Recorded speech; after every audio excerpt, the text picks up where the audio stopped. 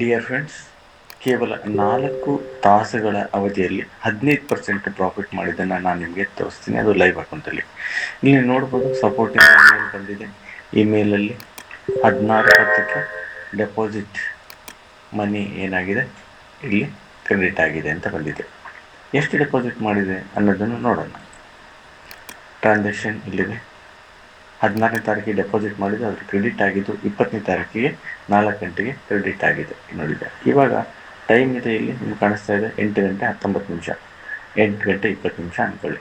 ಕೇವಲ 4 ತಾಸುಗಳ ಅವಧಿಯಲ್ಲಿ ಎಷ್ಟು ಪ್ರಾಫಿಟ್ ಆಗಿದೆ ಅದನ್ನು ನೋಡೋಣ. ವಿಡ್ರಾಲ್ ಹೋದರೆ ನಮ್ಮ ಡೆಪಾಸಿಟ್ 5,000 ಇದೆ. ಈಗ 5,771 ರೂಪಾಯಿ ಇದೆ. ಅಂದರೆ 771 ರೂಪಾಯಿ ನಮಗೆ ಈಗ ಪ್ರಾಫಿಟ್ ಆಗಿದೆ.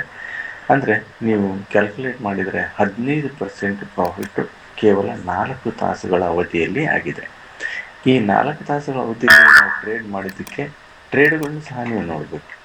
ಇದು ಲೈವ್ ಟ್ರೇಡ್ಸು ಕಾಣಿಸುತ್ತೆ ನಿಮಗೆ. ಶುರುವಾಗಿದೆ. ಎಷ್ಟೊತ್ತಿಗೆ ಶುರುವಾಗಿದೆ ಅಂತಂದರೆ ಇಲ್ಲಿದೆ 6 ಗಂಟೆ 39 ನಿಮಿಷದಿಂದ ನಾವು ಟ್ರೇಡ್ ಶುರು ಮಾಡಿದ್ದೀವಿ. ಇಲ್ಲಿ ಕಾಣಿಸುತ್ತಲ್ಲ USD 6 ಗಂಟೆ 39 ಫಸ್ಟ್ ಟ್ರೇಡ್ ಶುರುವಾಗಿ ರೈಟ್ ಸೈಡ್ ಇದೆಲ್ಲ ರೆಡ್ ಇದ್ದರೆ ಲಾಸು, ಗ್ರೀನ್ ಇದ್ದರೆ ಪ್ರಾಫಿಟ್.